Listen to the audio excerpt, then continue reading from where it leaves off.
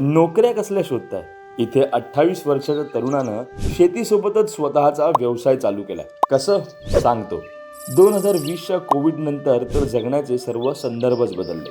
Covid नंतर मुंबईतील नोकरी सोडून संकेत वसंत महाडिक या तरुणानं भातशेतीसोबतच गावरान कुक्कुटपालनाला सुरुवात केली. तर मी असंच हसतच एक कोंबडी घेऊन आलो आणि त्या कोंबडीपासून एवढी पिल्लं झालेत. सध्या आत्ता माझ्याकडे 35 ते 40 लहान मोठी सर्व टोटल आहेत आणि त्याच्यावरती मोठा आता प्रोजेक्ट करायचा विचार आहे.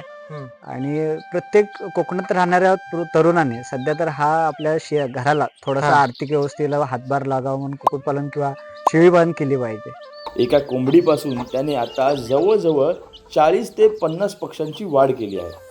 संकेतच्या या व्यवसायामुळे तो शेतीबरोबरच या व्यवसायातून महिन्याला 10 ते 12 हजार रुपये उत्पन्न घेत आहे. अशा या तरुण शेतकऱ्याला मॅक्स किसानचा सलाम.